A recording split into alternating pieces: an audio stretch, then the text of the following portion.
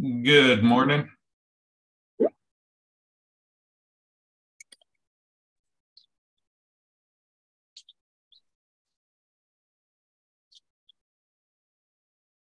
Good morning.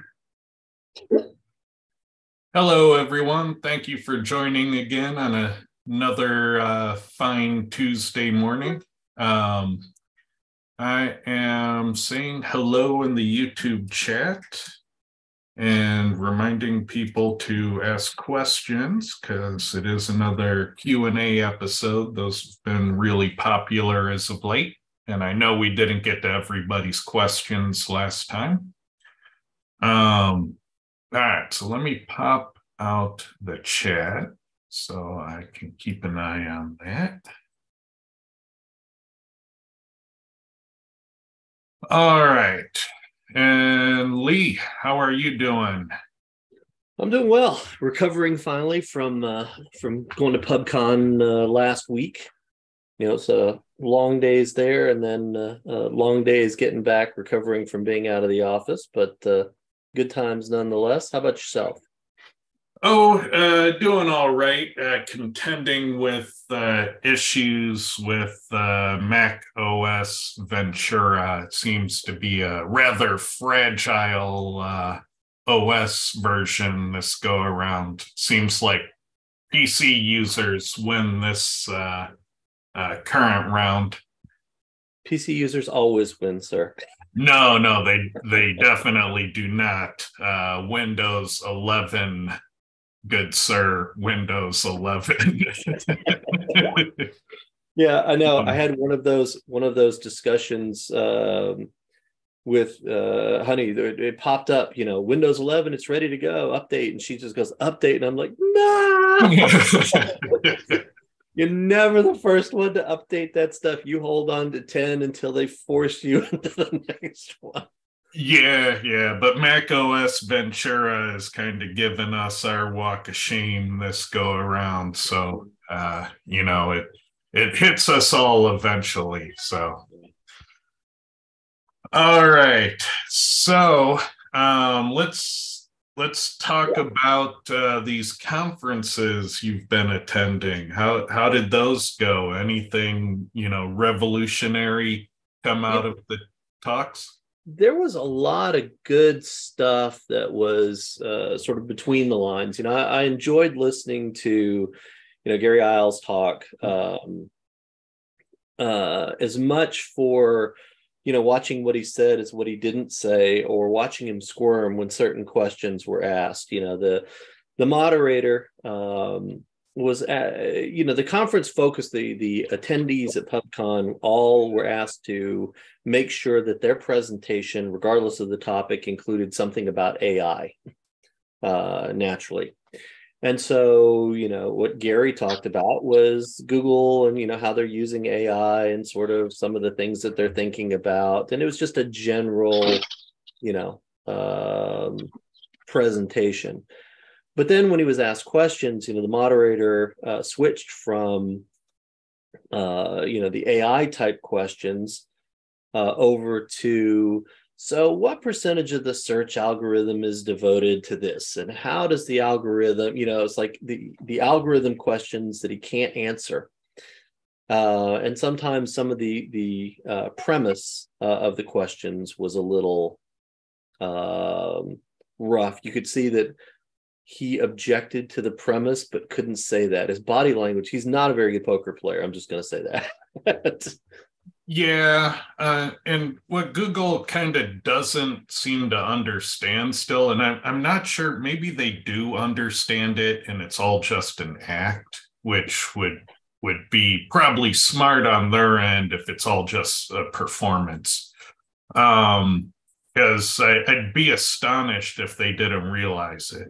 If they tell us something about search, we're gonna test it.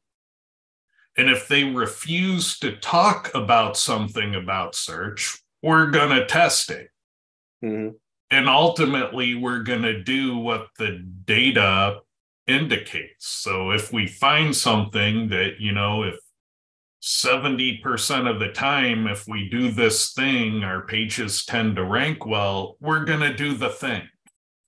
Mm-hmm. And so this notion of the, it's a guarded secret and we shall never talk about it is kind of stupid in that regard. But, I get it. They don't want to say a thing because then the masses of dumb people will flog it, to end and kill the pony. Right. So oh, go ahead. Continue. Yeah. So, I get that they have to speak responsibly. Otherwise, stupid people do stupid things. But, given that, don't pretend like it's unknowable because that's what they do. And they end up looking stupid when they pretend that things are unknowable, especially when they're things we can see with our own eyes and we can measure and we can report on over time. And we can point out that, aha, today the behavior changed. And, that the whole notion that SEO testing doesn't work has really made those guys look like idiots. Mm-hmm. And so when they double down on that narrative and they act in that way, it doesn't do them any favors. It just makes them look like liars. And so I wish they wouldn't do it because I don't believe they are liars. I don't believe they want to mislead, but yet they do the stupid thing over and over and over again. And so, it would probably just benefit them to say, that's a topic that corporate doesn't want us to talk about. I want to talk about it. Corporate would rather we didn't, but I get it. You guys are going to test it anyway and follow the data. Like they would just sound so much more intelligent if they would be honest about the situation. Right. One nugget that I'll share that was kind of funny is Gary was talking about, he was telling a story. He said, I was talking to an SEO agency owner who said, now the first thing that we do when we take on a new client is we look at their backlink profile and disavow all the bad ones. And at that point, I saw the spirit of Clint Butler descend from the heavens, take into Gary's body and go, why? That's what he responded. Why? Why would you do that? Smite them, almighty one. And I saw two different presentations where SEOs, independent SEOs, said that the first thing that they did when they got a new client who had a disavow file was to remove it. And they saw rankings improvements from removing the disavow file. So I was like, Clint has affected everybody. There you go, Clint. You're officially impacting the industry. Yeah, me. I like the mug. That's a nice mug. Thank you. I'm nursing a sinus infection. Was half dead yesterday. Understandable. So yeah, that was, there were some things in there. There were a few little nuggets like that, the people were talking about and, that were shared around that was, it made it certainly worth attending.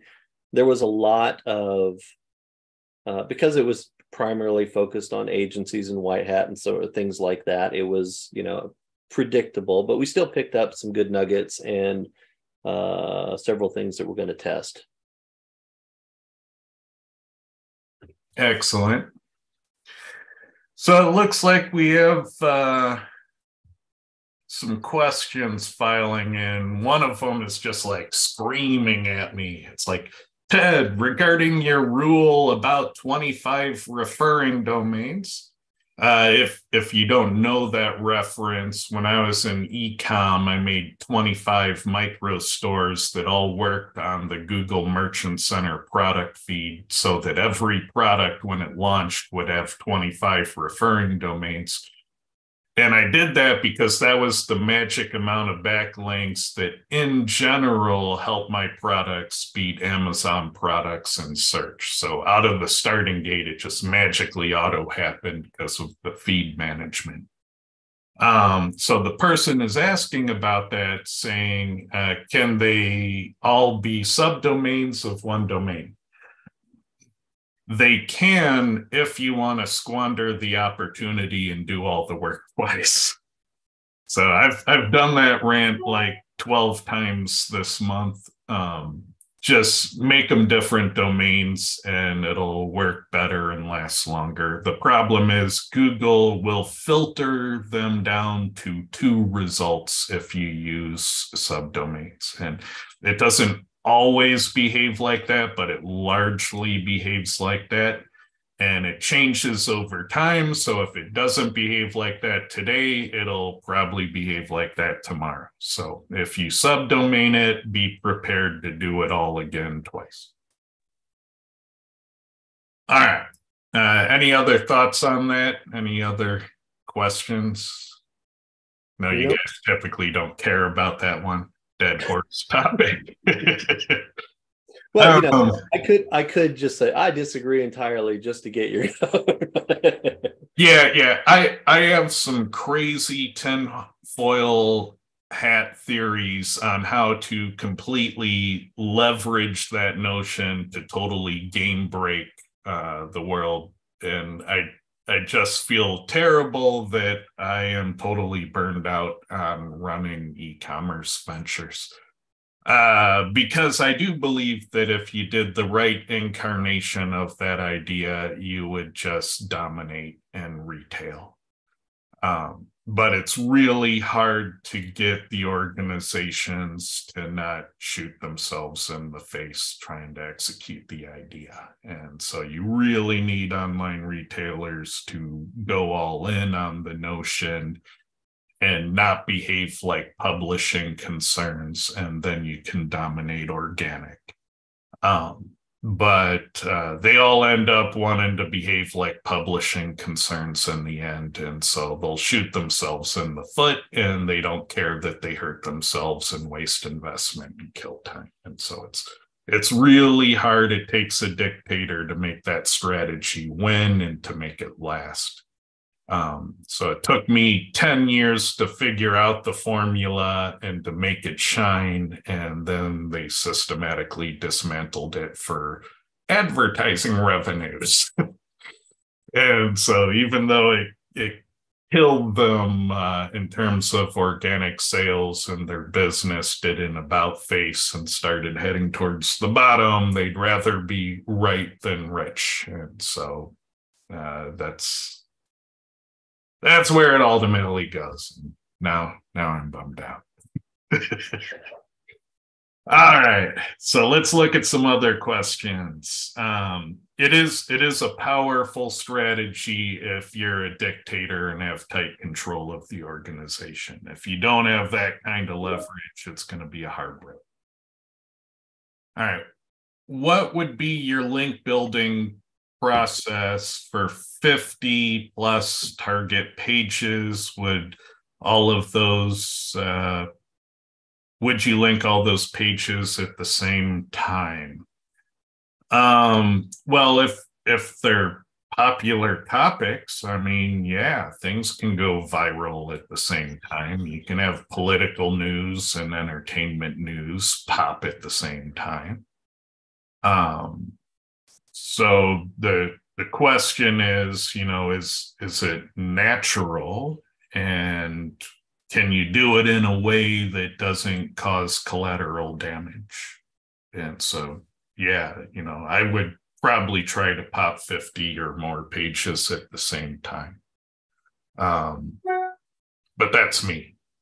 If I was making a scraper site, I would probably launch the whole scraper site at the same time. And, a certain number, 50 of the 3,000 pages would probably go to the moon. So that would be 50 at the same time, right? What do you think, Clint?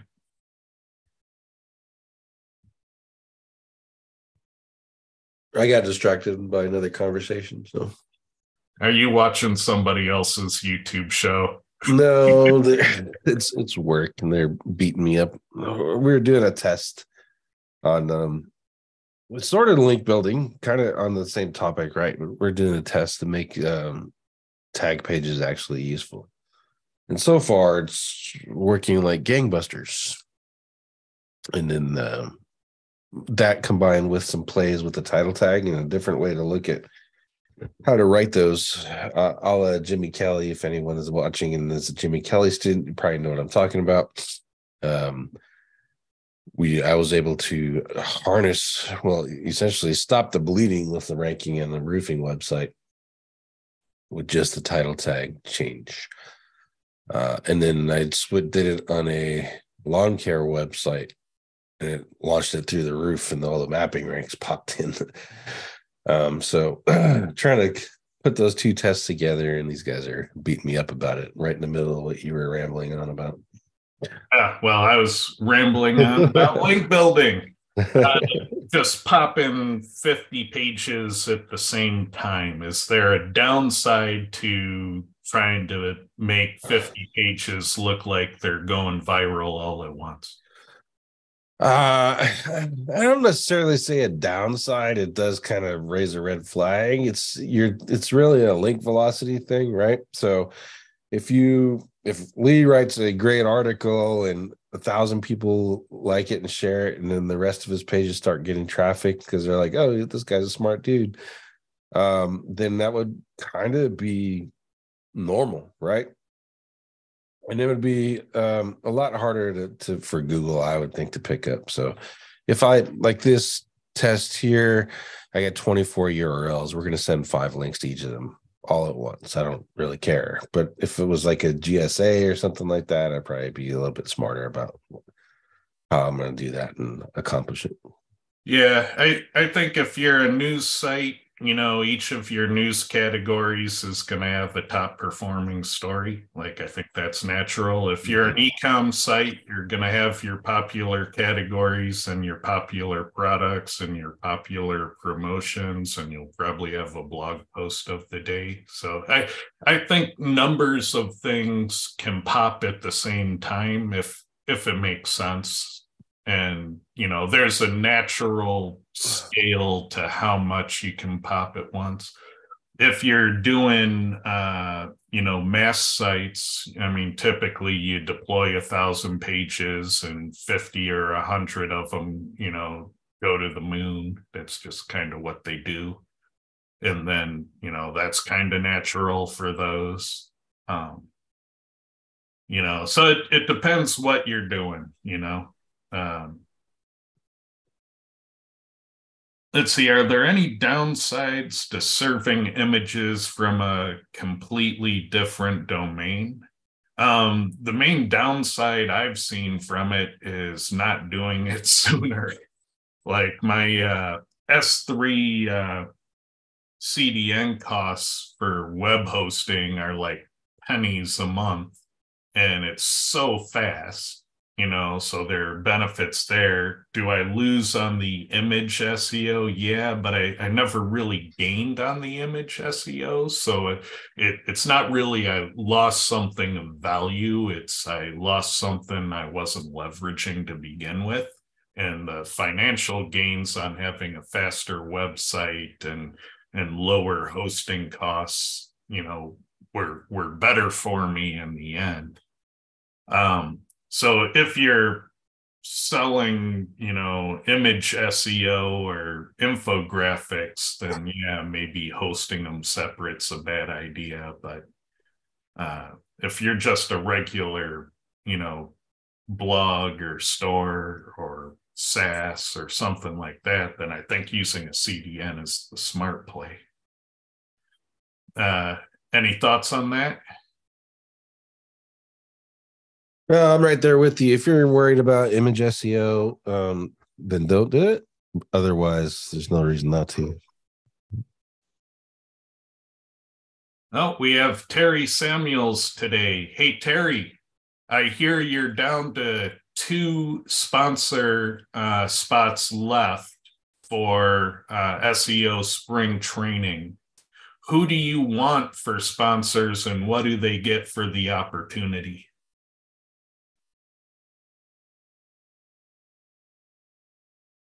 Oh, you there? I'm not hearing you, Terry, if you're with us.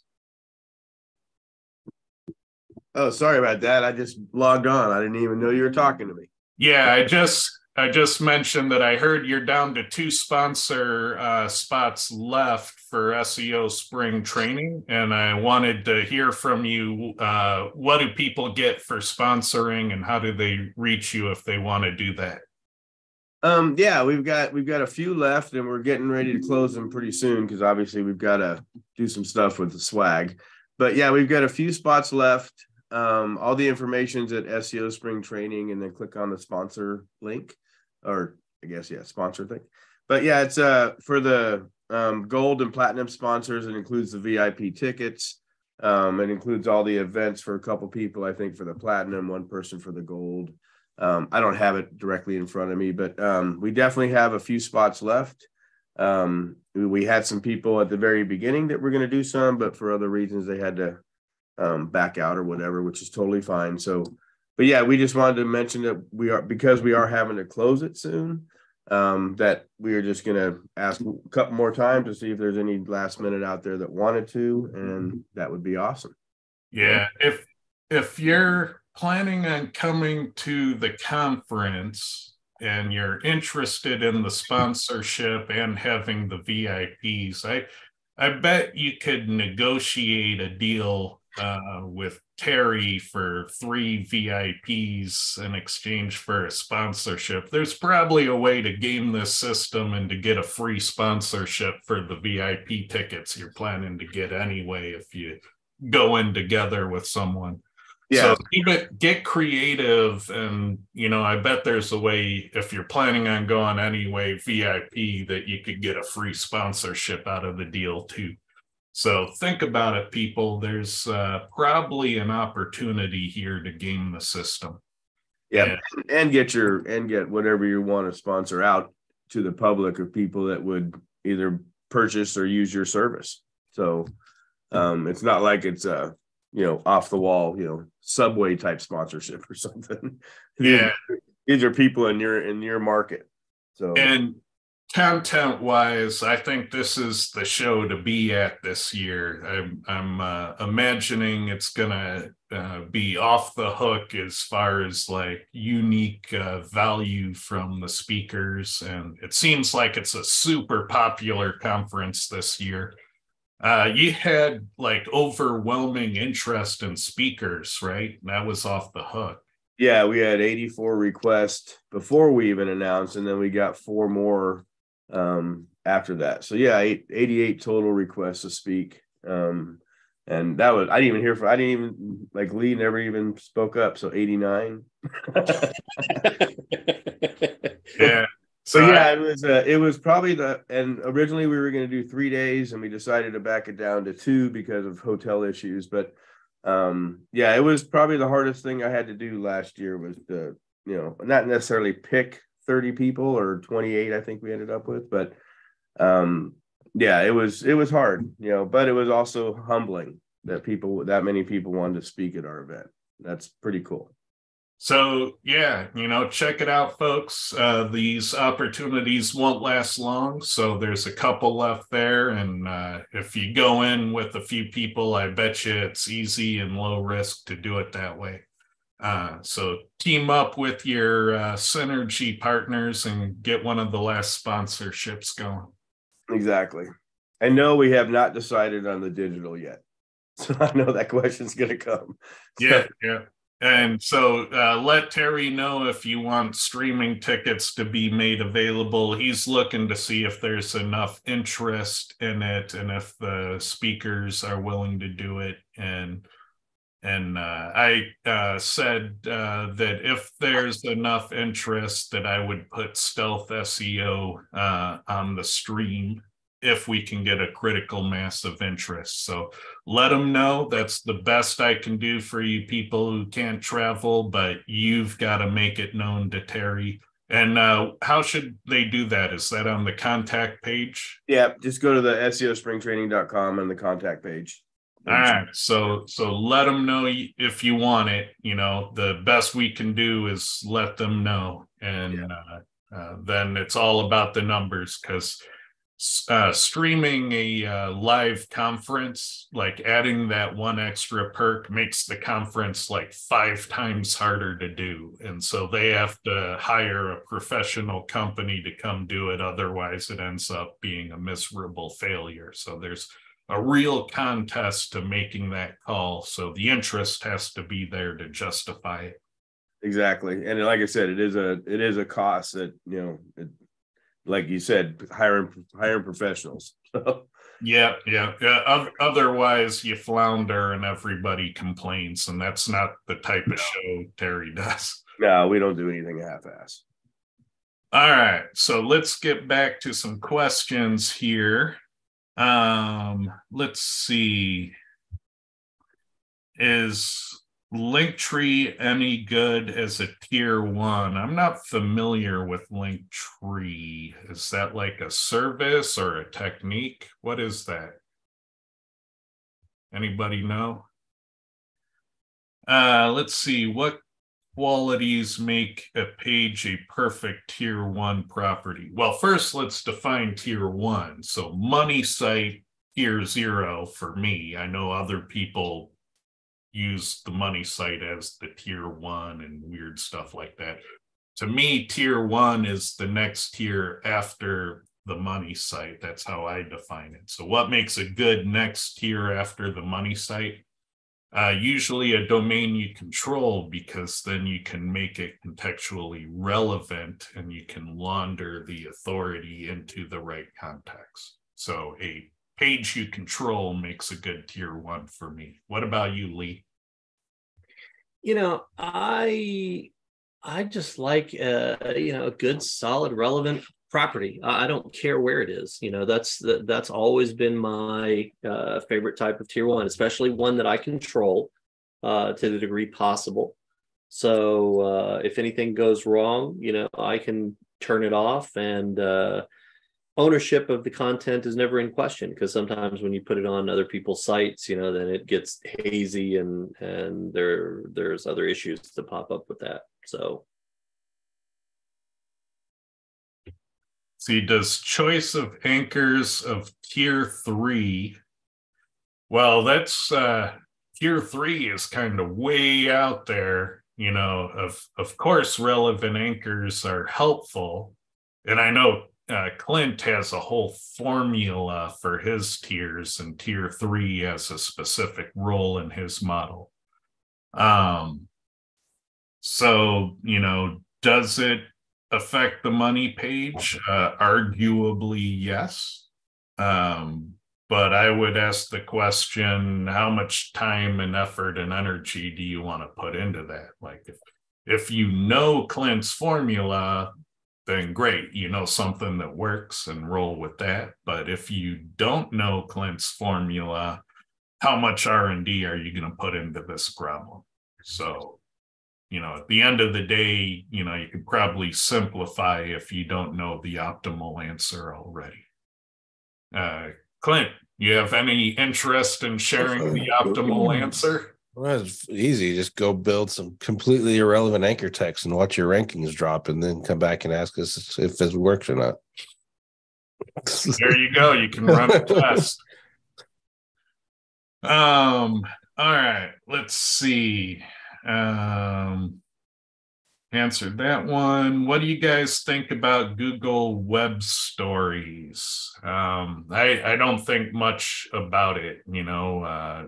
Things that Google does, they can be beneficial. A lot of people try to leverage Google News, but then they came out with AMP, and that was kind of a big waste of time and effort. And then they did Core Web Vitals, and that was kind of a big waste of time and effort. So if Google wants to give us some impressions, they ought to do that in search.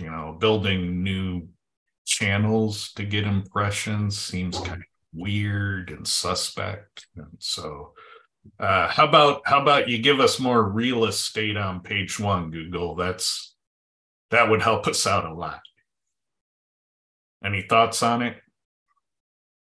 I haven't heard anyone focusing on web stories. I mean, to use it, you had to install a plugin, and then you created little, essentially, mini PowerPoints for your content. I thought it was dumb. So I don't know a whole lot of people that actually implemented it and embraced that thing anyways. Yeah, I've got some tests running that we're building for that, because you hear a lot of claims about this stuff. So we'll just go test the claims and see what happens. Poker table ecom, synergy sites linking to the store. Yeah, you directly link. So if you have a poker table store and you have a synergy site about man caves, why would you not run direct ads about the poker tables into the store? It's the whole point. So directly 100% of the time, all the time, synergy sites link into stores, period. Let's see, question. Suppose you have done keyword research and wrote 150 blog posts on a niche. All right, just to put it into perspective, Backlinko made his blog with 40 posts and sold it for millions with 40 posts, did everything with 40 posts. So just keep in mind that there is a formula that works without having to do a bazillion posts. But you do have to promote them. You do have to make them authoritative. You do have to make them excellent posts. And you do have to, keep pushing and pushing and marketing every post. It's not like you put it out there and it's done. You put it out there and the real work begins. So you're doing 150 in a niche. How do you internally link these? You probably put them into related clusters, right? So the ones about image SEO kind of prop each other up, and the ones about ecom kind of prop each other up. The ones about backlinking kind of prop each other up, and you cross-link, on a category basis. And, how else would you do it? Do you want to make, phantom fake posts that kind of prop each other up with a weird link geometry? It might work, but it seems like a lot of effort and hard to explain. What do you guys think?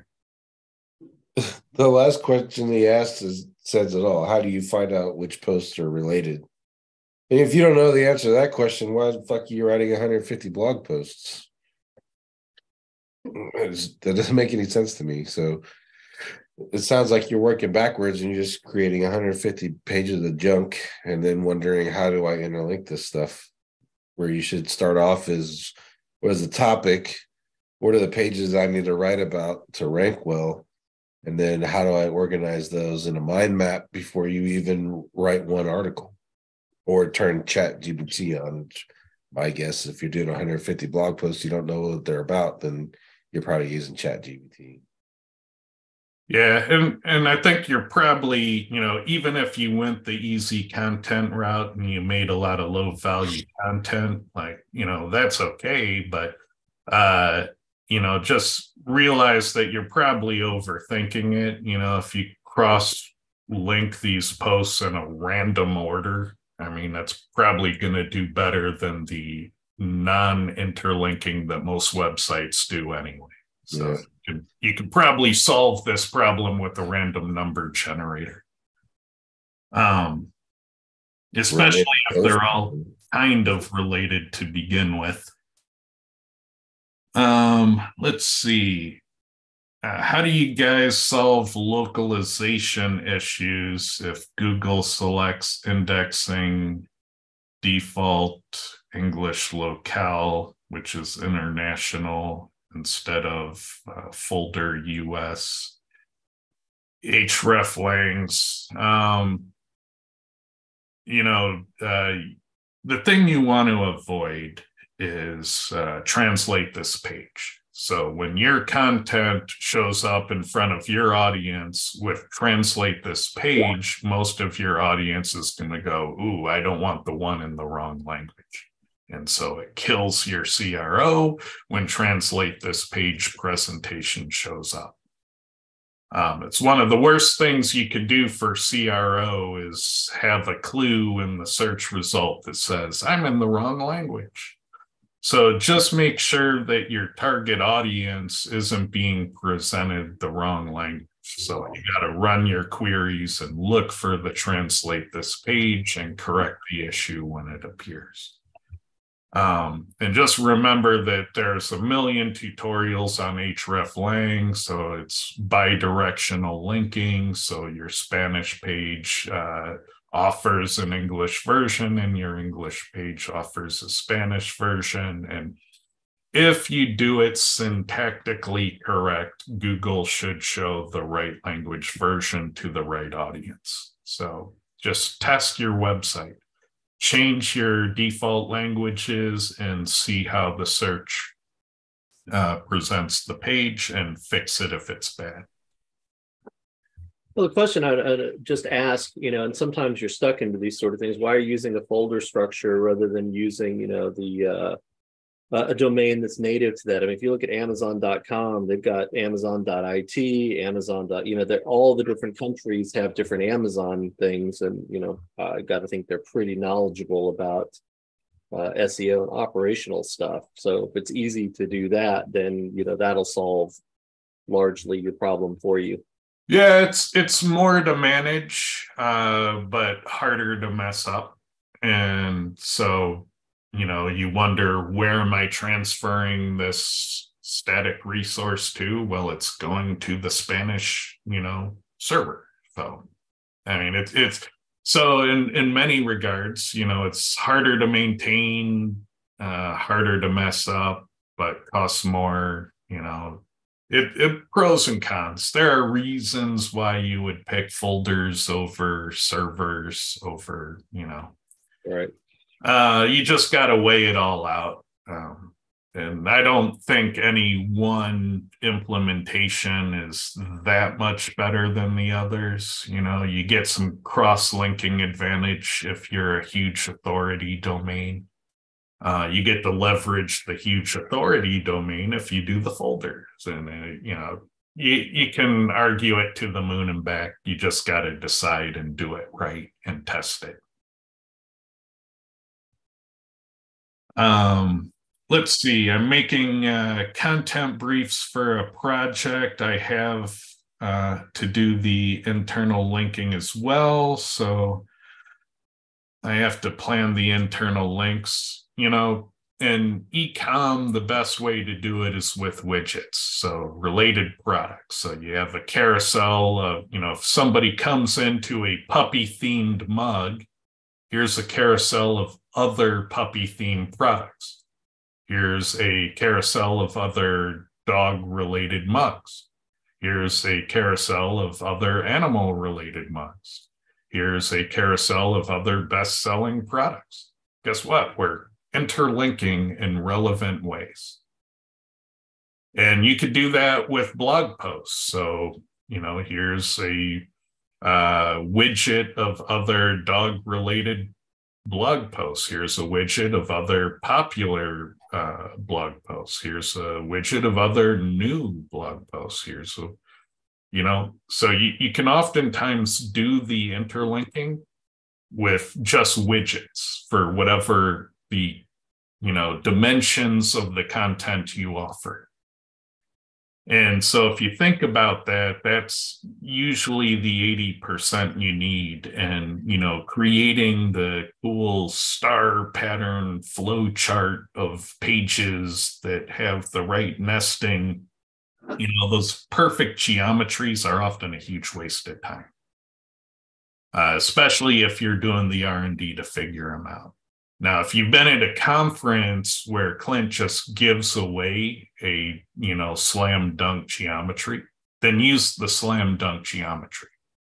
But if you're going to spend the next 6 months trying to reverse discover something that somebody else already did, I think that's kind of going to have a bad ROI. And if you're passing your costs on to a client, they're probably going to fire you for doing that. And so I don't recommend you spend your client's time and investment that way. Especially if there's just an easier, better way to get good results for them that make sense and are easy to justify.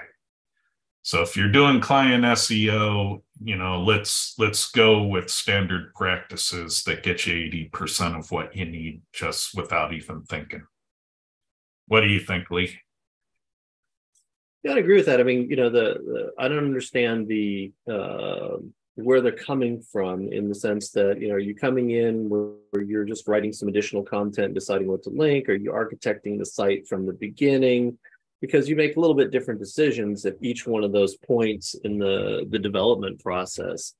I mean, we've seen it a million times on a million blogs where they make the flow chart and they have the money page here and you get topical nodes underneath, and they have one-way links back here, but then they bidirectionally cross-link at their topical leaf nodes. And it's all that perfect link geometry stuff. And it ends up being a huge time suck for beginners. Like, they go into that black hole and they don't come out for months and they get fired for doing it.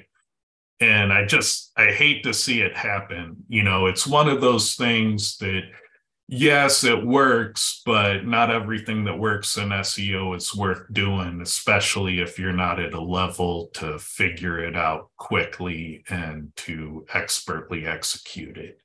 So if you're not getting the direct answer from someone like Clint, who has painfully gone through those learning lessons, I'm telling you, it's probably not to your advantage to go through that painful gauntlet to try to figure out that problem. And maybe you do, maybe you don't.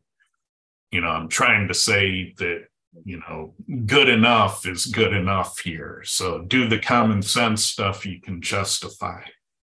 That's the way that I've told people, and they're looking for those sort of perfect solutions or the exact math to use. And I always tell them, link your pages to other related pages using whatever methodology or tool that you want, but don't get bogged down in it. What do you think, Clint? We're kind of stepping on your territory here. Yeah, I'm stomping on it, Clint. I think if you don't understand the basics of internal linking, you shouldn't be doing client work at all. You got no business with someone's business if you can't figure out the basics of internal linking. As Lee alluded to, at some point, I mean, I map out websites that we're doing, and we intentionally structure our internal linking to support silos. But if I was doing a mass site, I would be doing like Lee suggested, just fucking link out, link to a bunch of different places and then have those places link back to you. But you got to pay attention to that. Otherwise, that's when you start crying about indexing issues. So it's not as simple as, just do it willy-nilly. There should be some sort of plan, but that plan depends on the scale of what you're working with. So if I was working with 150 pages, I'd probably be looking for a redirect system or not a redirect, a related post kind of system to do the interlinking for me. You know what I mean? Mm-hmm. Yep. Let's see. How would you approach paginated pages? Do you canonical to page one, or have each page parameterized and self-canonical? Pagination pages should not canonical to page one. So page 3 of your socks category is not the same content as page 1 of your socks category. It should canonical to itself. when you canonical all your sub pages to page 1 of a category, you hurt your e-com site tremendously. So yeah, please do not canonical your nested pages of category content to page 1 of the category. I do not think that is a good thing to do. Ted, I've never seen that end well. I had a related question that somebody asked me this morning, and I told them they should jump on Fight Club and ask you. Their particular category, they have so many products per page and just an extraordinary number of pages underneath that. Is that the type of structure that you would recommend, or would you recommend some other sort of structures where, perhaps I'll just let you just take it from there? Yeah, the problem is when you get so many products in a category, then all of a sudden, pages, 50 and beyond never get impressions. And so that's the thing. So you have this amazing socks category. You have 3,000 different styles of socks, and whichever socks are at the top of the category sell best. And so what do you do for all of these socks that are buried? And so what you often need to do is figure out your faceted navigation so that you have more page 1s to offer. And you need to figure out how to percolate things to the top. How do things get experimented with so they can become bestsellers? And how can those things naturally rise to the top? As you get into these patterns in e-commerce where the socks you promote are the socks that sell best, and that becomes very hard to work with. So you kind of need to build a sock testing infrastructure into your store so that things that are buried get a chance to shine and to rise to the top. So maybe you need, random socks of the day where you take things that are buried and haven't gotten a chance to be seen, and you give them a chance to be seen and a chance to perform. Maybe you take product that you're deep in and you make sure that those things get scored because you need those things to turn. You don't want to leave 50 pick bins of socks that never get impressions on the shelf in the fulfillment center. So if you're deep in inventory, you got to figure out a way to get those things to move. And if they're hard to move and not profitable to move, then you need to make them page 1 on your discontinued page, so maybe they're page 50 in the socks category, but maybe they're number 1 in the sale category. So yeah, if you have huge categories, then you need more dimensions to navigate so that different things can be top of mind. Look at your faceted navigation and make it easier to split up the 5,000 socks. Let's see. Is it necessary to have similar anchor text distribution compared to competitors? Well, what if your competitors did it wrong? Do you want to copy a move they did wrong? So the question I'd ask is, how do you know your competitors did it well? Is there ranking? I mean, that's a good way to do it, but I mean, that wasn't part of it. So, And if they're not ranking, are they your competitors in search? Yeah, it's like, how do you make the determination that what a competitor is doing is what you ought to do? And because we see it all the time where, everyone in the SERP is kind of copying everyone else, and you're kind of better off in those cases breaking away from what they're doing because you can beat them all. So yeah, I think you need to think about it more than just how do I copy a competitor? It's how do I do this right? And maybe your competitors are doing it right and maybe they're not. We have this thing in Cora where the colors in the roadmap go red if your competitors aren't competing on the factors. And when the whole thing goes red, maybe your competitors don't know to compete on those things. Maybe they have a very basic understanding of SEO, or maybe they're not even there. It could be that you're all alone in a keyword and there aren't SEOs aggressively competing. And then if you copy those moves, those are terrible moves to copy. You're copying random chance. So yeah, think about how to do it right, not necessarily how best to copy.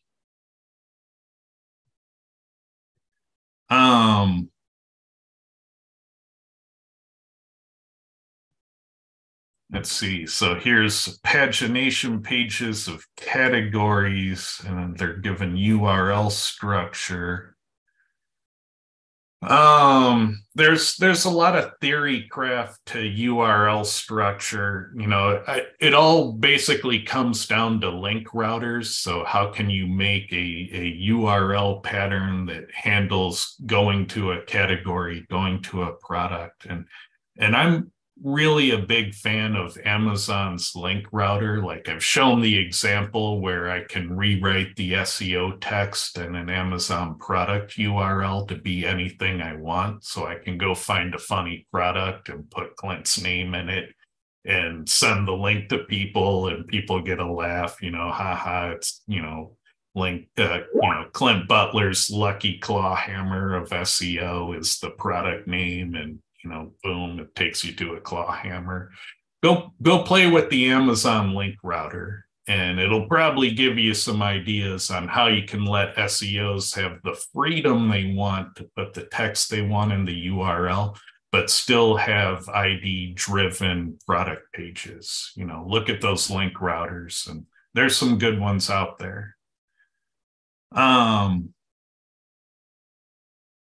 Especially if you're building from scratch, having an SEO-centric link router for your page types would be amazing.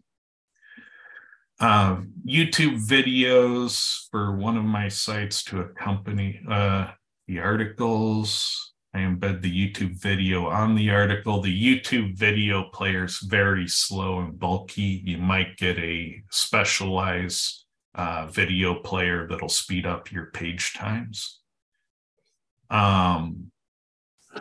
But yeah, the other thing about videos and blogs, I like to have people look at what CNN does.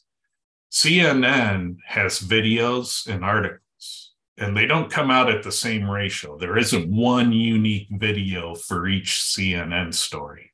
So they'll have a video about an event, so in a video about an election and a candidate in the election. And then every time there's a story about the candidate, they can reuse that video in that story. They pair it up because they're related. But that one video will be used in like 15 different articles. And so if you're looking for clever ways to leverage video with article content, I would kind of look at what CNN's doing there, because they're really getting the most out of every video they make. And I think that's really clever. So if you're looking for baseline strategy, look for people who leverage it well and see what they're doing. Any thoughts on leveraging video? Well, I would say that the one consideration is that if you're embedding your video, your YouTube video on your page and people click it and play, it's not counting towards your view count or your play count. So a lot of times what people do is they'll have a picture of the video, and when you click on it, it takes them over to YouTube to play the video, and then you get full value for it on YouTube platform. Yeah, and that has the best page speed performance because you're showing an image. Right. So that doesn't slow down the page at all.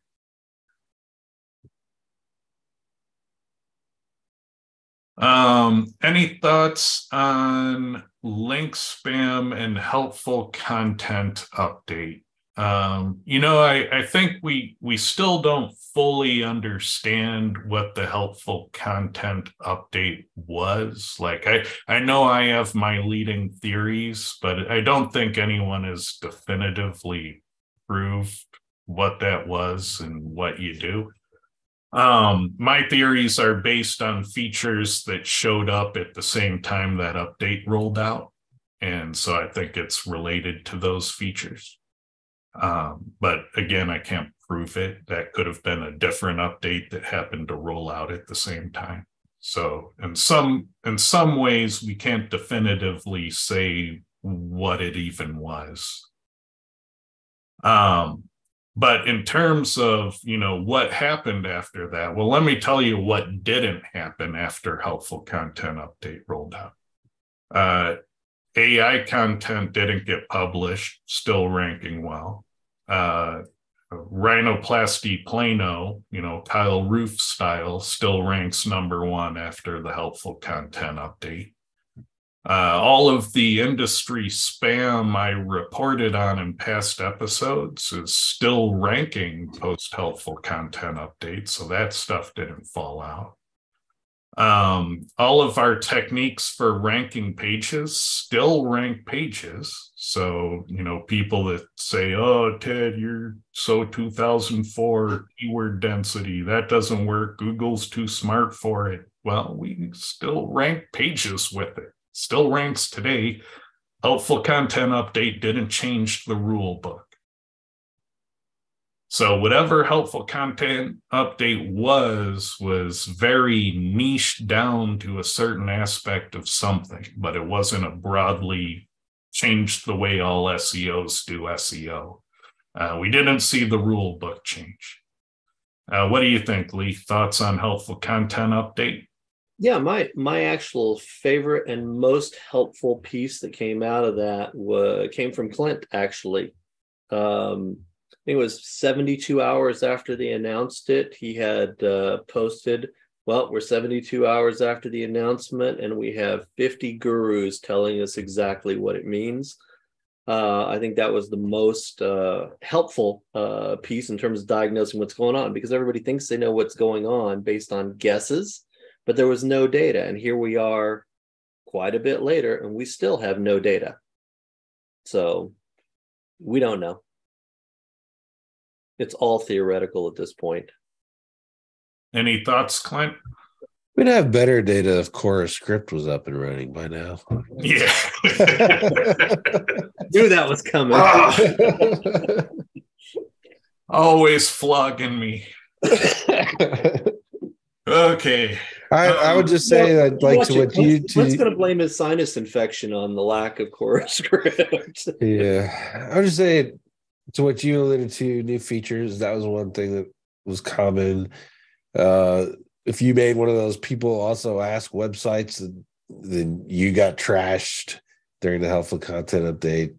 And affiliate stuff, if your stuff is out of date, like if everyone else is publishing and you look and your article is like 3 months old and theirs is a week old, then you're probably lost. But that publishing pace is depending on Google. But those are the three things that I saw that correlated with the timing of the helpful content update. Did that prove that that's what it was? No, but I mean, it's a good place to look if you're in any of those situations. Refreshing your content date, that's the easiest one to do. Just go in there, change your first paragraph up a little bit, throw it in ChatGPT, have it rewrite it, and then republish it with a new day. If your ranking goes up, you might have a publishing date issue. Let's see, the follow-up to that was I've seen a number of sites which had big pages ranking for secondary keywords that have now lost a lot of those secondary keywords, maybe HCU related. Yeah, it'd be hard to prove that. It could be some other update as well. Hey, Ted, talked about on last video using different domain for a blog on e-commerce sites to stop keyword cannibalization. If it's a brand new e-com site, would you still do this? Heck yeah, I'd make the blog a secondary website, because your blog is going to talk about products, it's going to talk about categories of goods, and I guarantee it's going to cannibalize eventually. And so why not just have a branded blog domain that's a separate domain, and that way you can talk freely on the blog about anything you want to, and it'll rank independently of your products and categories instead of the products and categories.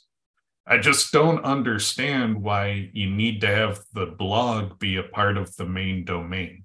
If the store is your shopping cart and your conversion mechanism, the blog does not need to be a part of the shopping cart. Like this notion that it must be integrated with a shopping cart, it just defies rationality, in my opinion. And it's gonna hurt down the road when it needs fixing. And, people always say, well, it'll rank better. Well, you want your store to rank better. Your conversion funnel should rank best. And you know what? If you can get number 1 for a product page, you can definitely get number 4 for a blog. And why not have 2 pages on page 1? So the fact that, you can get number 1 for your store tells me that you can get less than number 1 even easier, and you probably should get more real estate. All right. So when I say to have a blog on e-com site, which is how-tos and guides to build authority in my niche, don't understand that.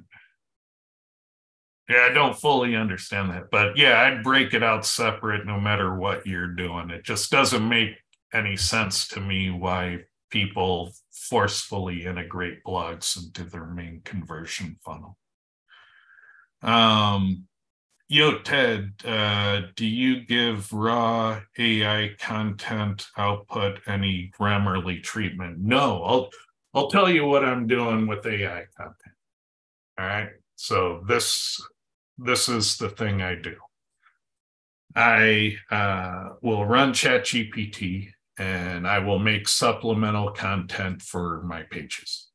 And the quality raters guidelines, they value relevant, quality, on topic supplemental content. And most of your pages have none. So there is a valued thing that you do not have that is totally white hat that ChatGPT is excellent at creating.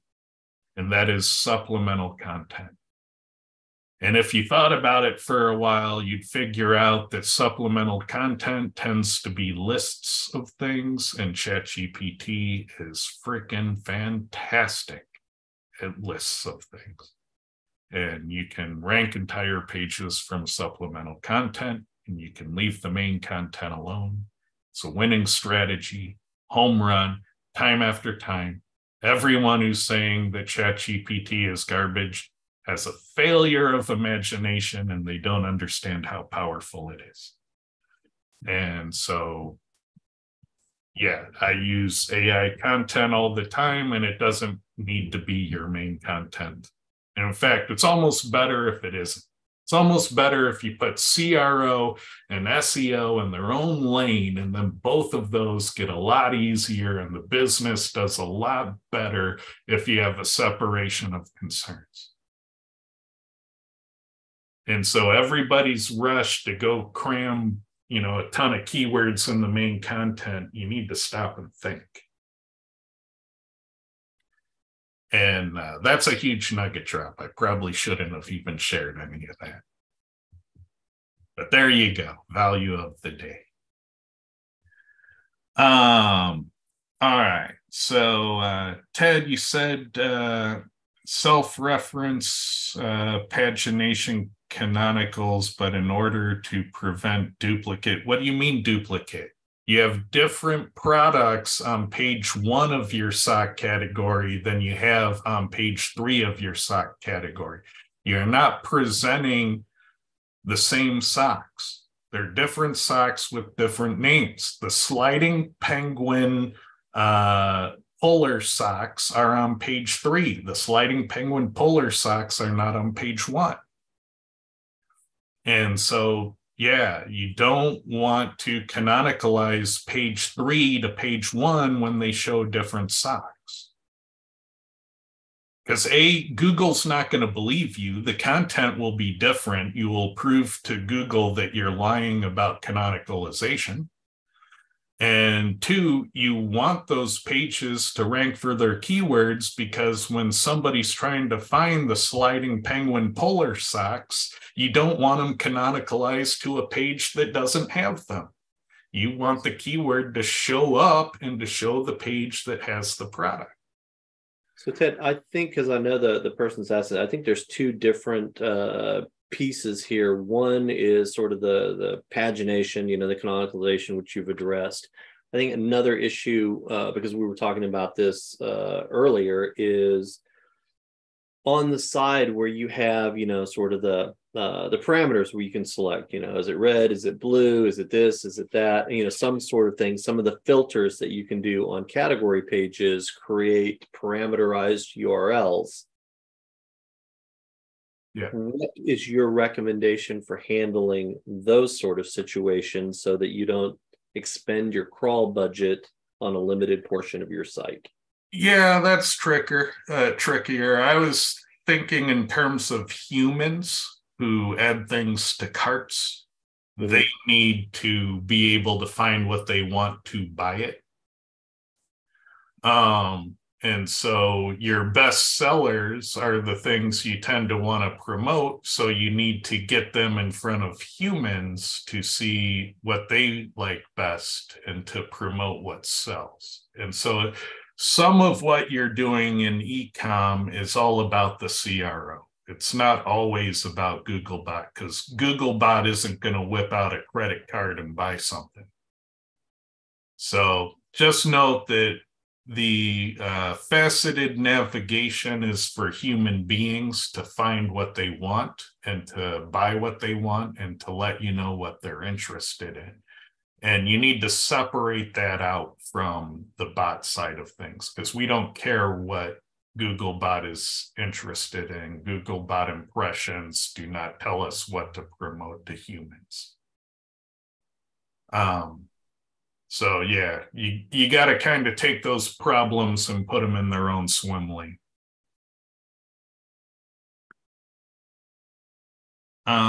Let's see, managing that many category pages would seem very tricky. You're doing it anyway.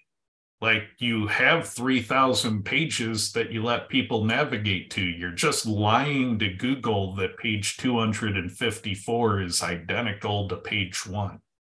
And they're not, because they show different products. So it's not that it's difficult to manage, it's that you're just kind of lying to Google about the content being canonical when it's not. So you can lie to Google and Google will figure out that you lie about your canonicals, and then they won't trust your canonicals in the future. That's what you're telling to Google, is that 90% of your canonical declarations are lies, and Google shouldn't trust them on your site. Is that a good strategy? I don't think you should do that. If Google doesn't want to rank your pages because they're too similar, that's fine, but don't lie about them being canonical when they're not. Otherwise, Google will never trust your canonical declarations. And we don't want that. We want Google to trust them because they matter. All right. Let's see, where'd we leave off here? Where are we on time? We're 10 minutes over. Let's do a couple more. All right, so the idea is that you would build a lot of relevant internal links to your categories. Well, and into products, I mean, you're upselling carousels for products, you're upselling carousels for related content. I mean, they all go to leaf node pages. So you can have carousels for top performing categories or related categories or promotional categories. Those things make a lot of sense. Let's see.